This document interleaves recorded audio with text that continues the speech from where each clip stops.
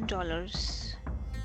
That's how much hackers tried to steal, not from a celebrity, not from a business, but from an entire country.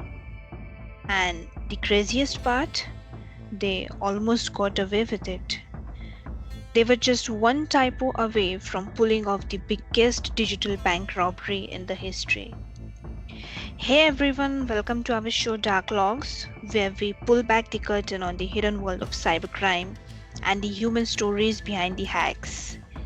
Each episode, we break down real cases, some shocking, some overlooked, but all of them important. And this is episode 7, the story of the Bangladesh Bank Heist. A jaw dropping blend of cybercrime, real world corruption, and one very lucky catch. Let's rewind to early 2016.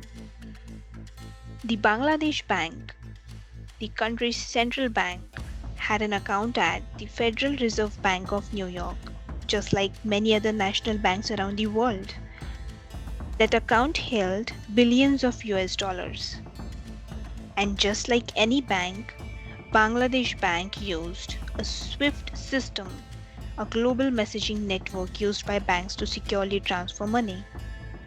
But what no one knew was that inside their network, something sinister had already begun.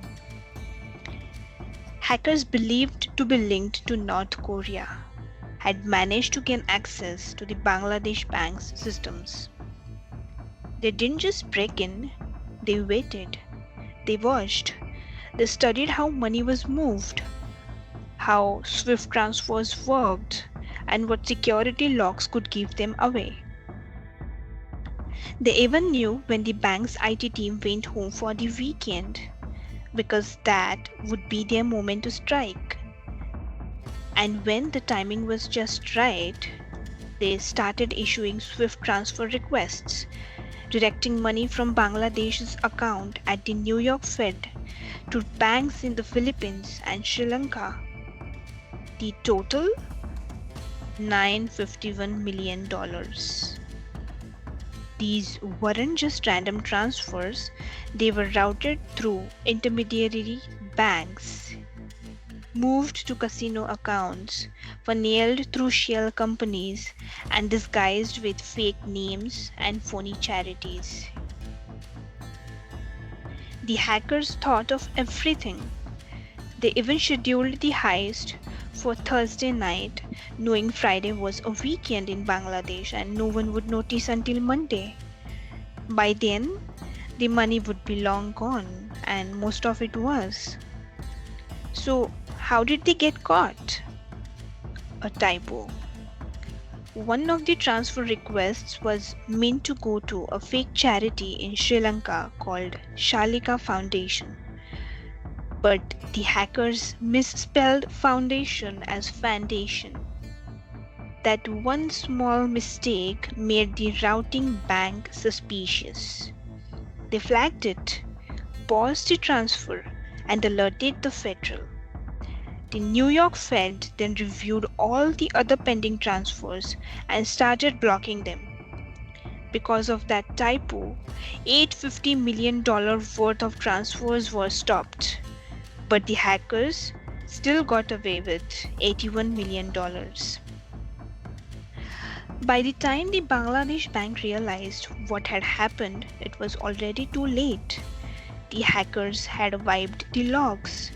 The printers that usually confirmed SWIFT transactions tampered, alerts disabled. Even the firewall was reportedly turned off days before the attack. The Bangladesh government launched a frantic investigation. Fingers were pointed. Resignations followed. But tracing the money was nearly impossible. It had already been moved through the Philippines casino system, where anti-money laundering rules were weak. To this day, only a small fraction of the stolen $81 million has been recovered. So, who pulled this off? The US government and cybersecurity researchers traced the tools and tactics back to a group called Lazarus, a hacking group tied to North Korea. Yes, you heard that right. An attack on a sovereign nation's central bank, allegedly led by another government. Why? Simple: sanctions. North Korea was being squeezed financially, and when diplomacy failed, they turned to cybercrime. First banks, then cryptocurrency exchanges, even ransomware. And the Bangladesh Bank Heist? That was just one of many bold moves. The Bangladesh Bank Heist shook the financial world.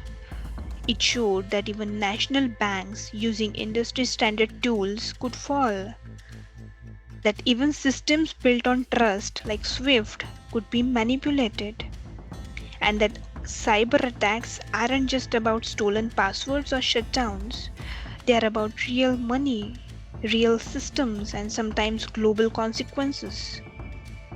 Today, banks are more cautious, more alerts, more audits, more rules, but the game has already changed. Because the Lazarus Group and others like it aren't done. They are evolving, they are watching, and they've already proven one terrifying truth. With the right code, you can rob a nation. It didn't take guns, it didn't take masks, just malware, patience, and one misspelled word.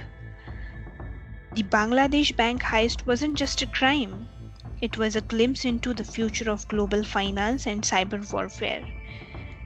The question is, are we ready for the next one? If you enjoyed this episode, please consider subscribing, sharing, or leaving a review. It helps more than you know. And if you're watching this on YouTube, hit that like button and drop your thoughts in the comments. I would love to hear what you think. Until next time, stay safe, stay curious, and stay secure. Bye.